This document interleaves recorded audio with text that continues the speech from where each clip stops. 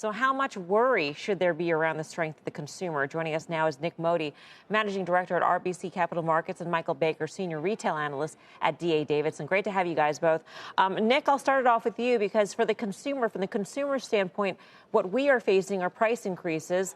Procter & Gamble, for one, announcing it's going to increase price on a number of products starting in September, and yet you say that companies are leaner and more efficient and they could deal with price increases. So why are we seeing prices being increased on us?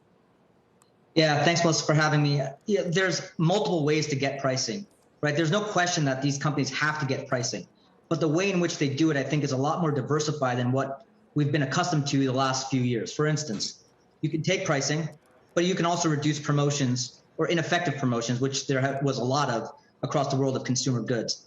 But also premium innovation, right? When you think about a Coke with coffee as an example, or an Old Paso tortilla pocket, these are innovations that are charged at a higher price per ounce or price per product, and that also serves as pricing.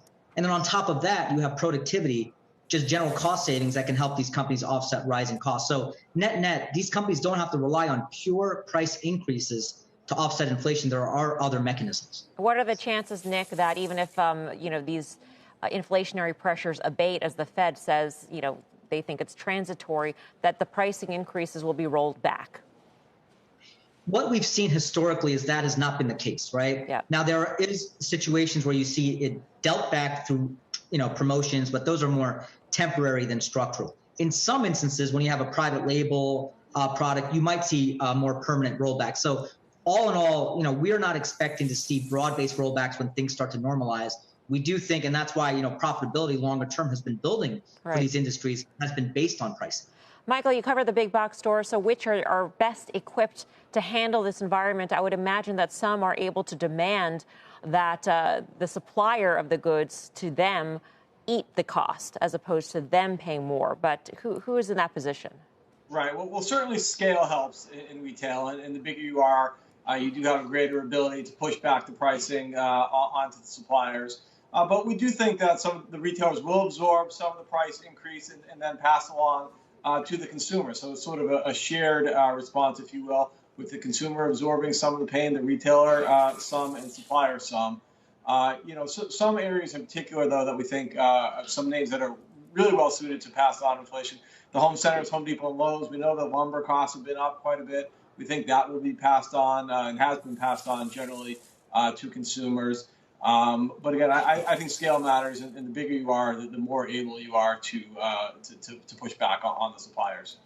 Michael, I know we're talking about worry, but what about hope? Do you have any sense of whether this CDC news was expected across retail? And, if not, does this give potentially a boost to certain types of retailers that might see, better demand and maybe even pricing power than they had been expecting?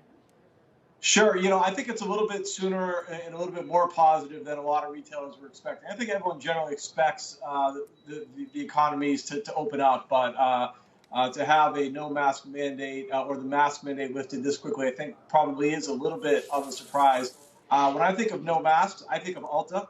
Ulta Beauty, one of the names we're recommending. Lipstick sales should certainly benefit. Back to a previous guest on your show, when you think about selling more dresses, to me, dresses and makeup sort of go hand in hand. So in our mind, Ulta is probably one of the bigger beneficiaries of this kind of announcement. Shepard Smith here. Thanks for watching CNBC on YouTube.